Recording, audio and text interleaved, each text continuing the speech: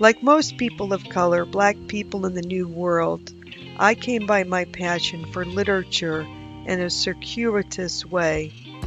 A night journey marked by music, movement, improvisation, and smells of perfume, sweat, and humid, star-flickering nights. Ntozake Shange. Paulette Williams, who later became known as Ntozake Shange, was born in 1948. The oldest of 4 children, Shange grew up in Trenton, New Jersey. Her parents embraced cultural diversity and engaged in a range of artistic activities. They always supported their children's personal artistic explorations. When she was 8, the family moved to St. Louis, Missouri, where she was one of the first black children to integrate the public school system. This experience left a sense of anger and betrayal in her, but also strengthened Shange's fighting spirit and pride.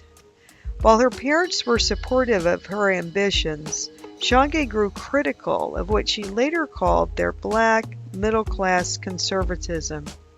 As Shange admitted in a 1976 Village Voice interview, this led her to rebel by adopting the idioms of the live-in maids who had cared for her as a child. In 1966, Shange entered Barnard College, but attempted suicide a year later due to her recent separation from her law school husband and also due to societal pressures. Her early adult journey was fraught with mental health struggles, but despite making 3 other suicide attempts, she managed to graduate from Barnard with honors in American Studies in 1970. Shange then moved to the West Coast, where she continued her studies at the University of Southern California and lived with other writers, dancers, and musicians. In 1971, Paulette Williams changed her name to Ntozake Shange. 2 South African friends baptized her in the Pacific Ocean, with a name selected to express the personality that she wanted to manifest. Thus, she became Ntozake, meaning she who brings her own things, and Shange, one who walks with lions. Shange was only 27 years old when For Colored Girls Who Have Considered Suicide When the Rainbow Is Enough opened at the Booth Theater in 1976. As Shange's obituary in the New York Times noted, Miss Shange was a Broadway rarity on 2 accounts. She was black and she was a woman. For Colored Girls was an immediate hit and was nominated for a Tony Award. Shange described her work as a choreopoem, which she defined as a form of dramatic expression combining poetry, dance, music, and song.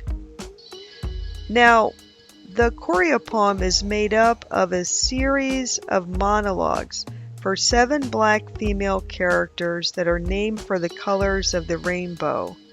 And this innovative play really has inspired generations of playwrights, people coming up and behind Shange, and continues to have quite a bit of influence today. It really was groundbreaking. In fact, the production of For Colored Girls was something completely new in the American theater. The play rejected a linear structure and realism in favor of poetry and also dance to represent a woman's experience. The performance was a consciousness-raising event for many women and men. And in the clip that follows, Shange discusses the play and her poems, as well as, and this is interesting, Tyler Perry's production, the film, which appeared in 2010. In a later part of the interview, Shange said that she was mostly positive about Perry's interpretation, which is surprising in a way because unlike Shange, he's quite mainstream. But she said, yeah, he did a pretty good job. So take a look at this clip as she discusses the play. Communities and in music and art and poetry as well. Right, and it's all in this piece. The piece informs it.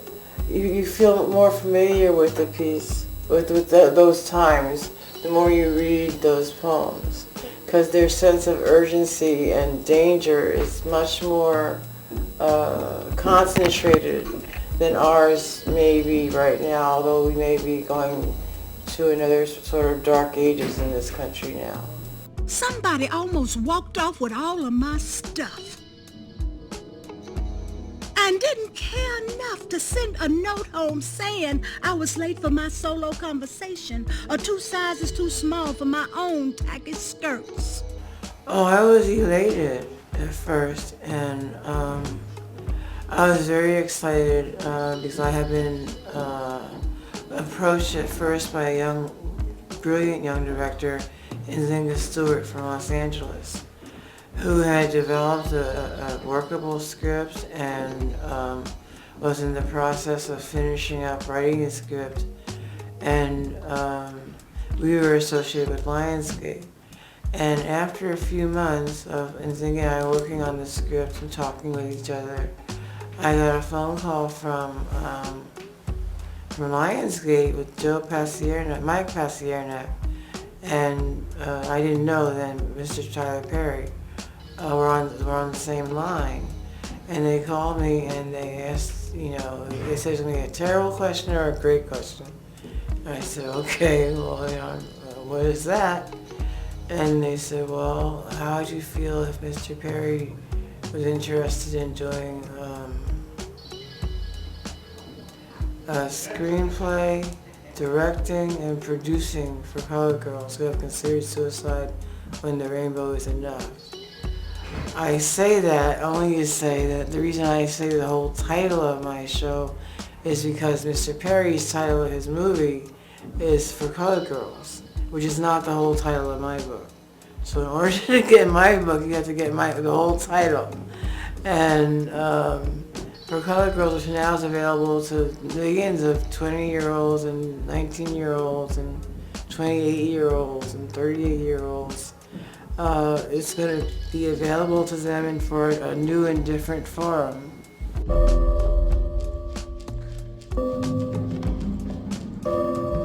Another song with no singers, lyrics, no voices, unseen performances.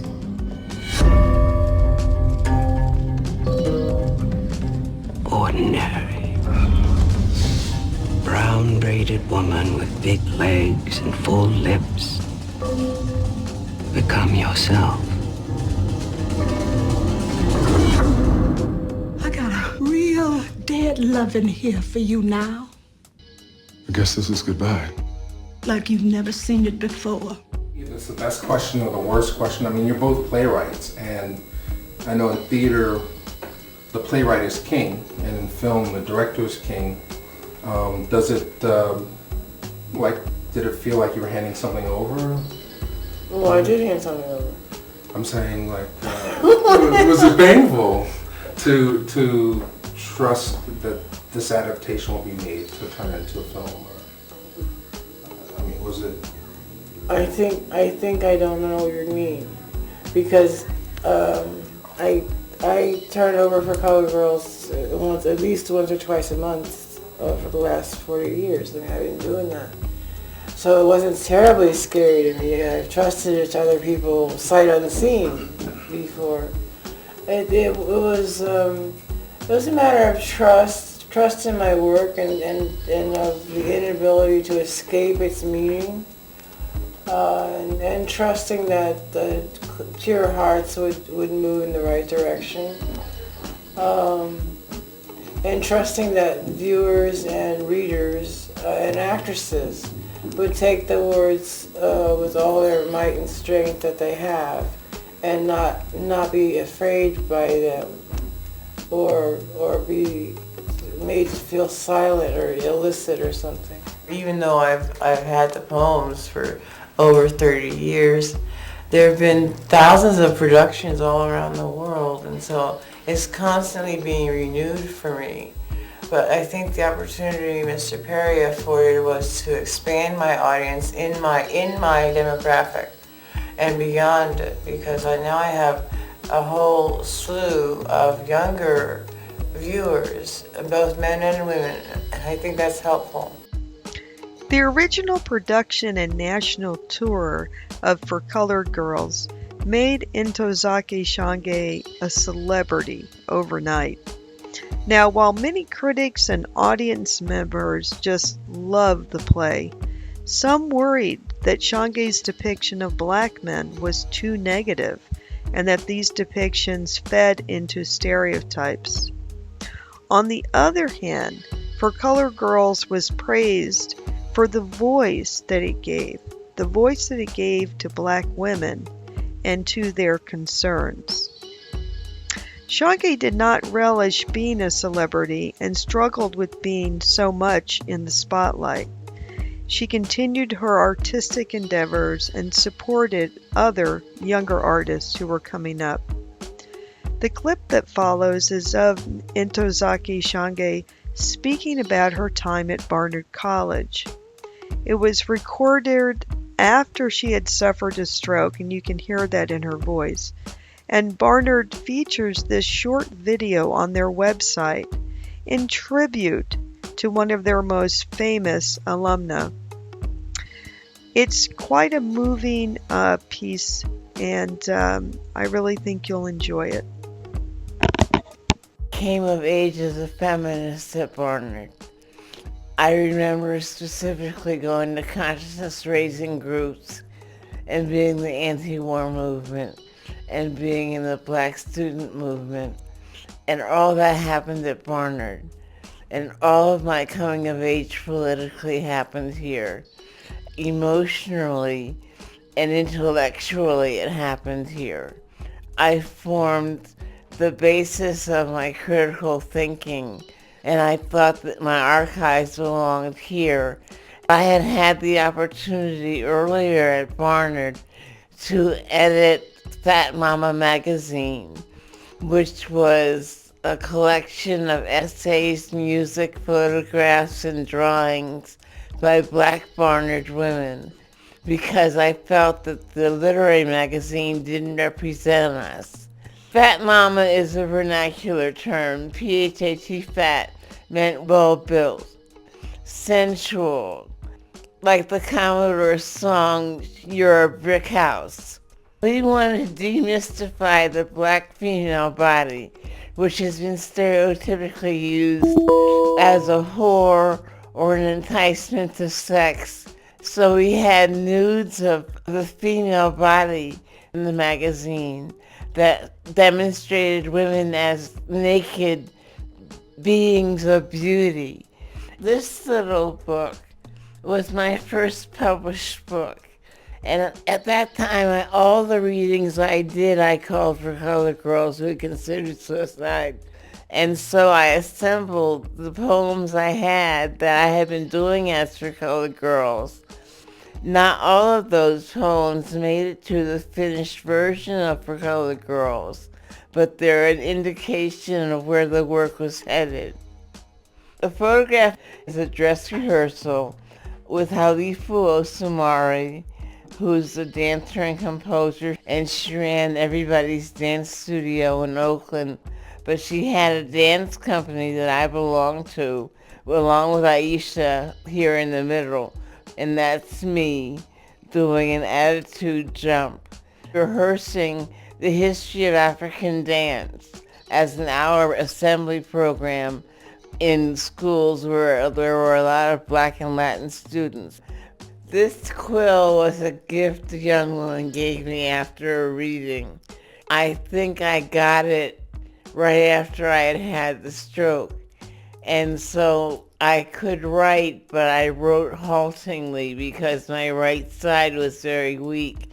So I never got to use it.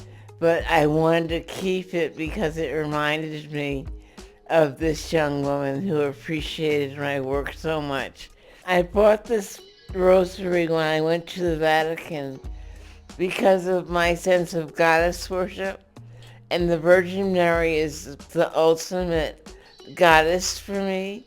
And I wanted a rosary from the Vatican because that's where the Virgin Mary is heralded most.